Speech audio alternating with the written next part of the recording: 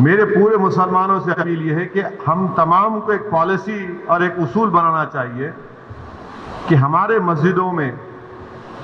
جو 65 سال کے اوپر ضعیف ہیں ان کو ہم روکے کم سے کم 1 جون کے پورے مہینے ختم ہونے تک، کیونکہ ان کے جسم میں امیونٹی کم ہو جاتی ہے، مختلف خدا نخواستہ اگر ان کو ڈائبٹک ہے، بیماریاں ہیں، تو باڈی میں وائرس سے مقابلہ کرنے کی طاقت کم ہو جاتی ہے۔ تو میں یہ اپیل کر رہا ہوں کہ 8 جون کو انشاءاللہ تو کھل جائیں گے، مگر کم سے کم جون کے ختم ہونے تک ہمارے جو 65 سال کے اوپر جو ضعیف افراد ہیں ان کو ہم سمجھائیں، ان سے ریکویسٹ کریں کہ کم سے کم جون کے ختم ہونے تک آپ تھوڑا مسجد کو مت جائیے، گھر میں نماز پڑھیے۔ جو نوجوان ہیں جو ذرا مسجدوں کو کم جاتے، اب وہ جا کر مسجد کو آباد رکھے۔ تیسرے یہ کہ مساجد میں اگر کارپیٹ ہے اور اس کارپیٹ کو نکال سکتے آپ تو فوراً نکال کر پتھر کے اوپر نماز پڑھنا چاہیے، کیونکہ کارپیٹ میں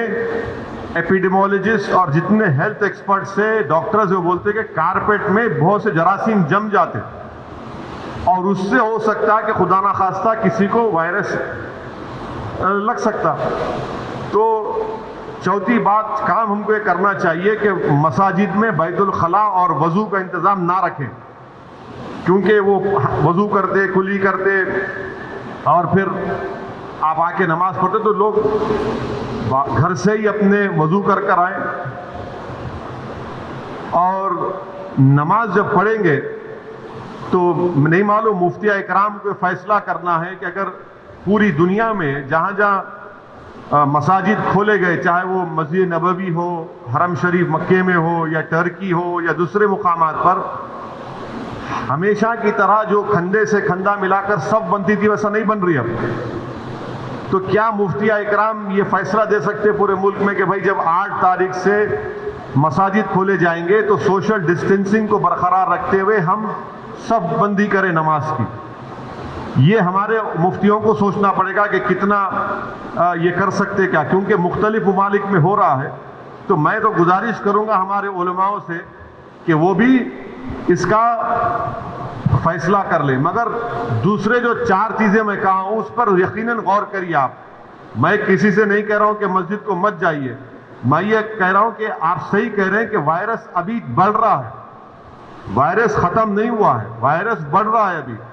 اور خاص طور سے جو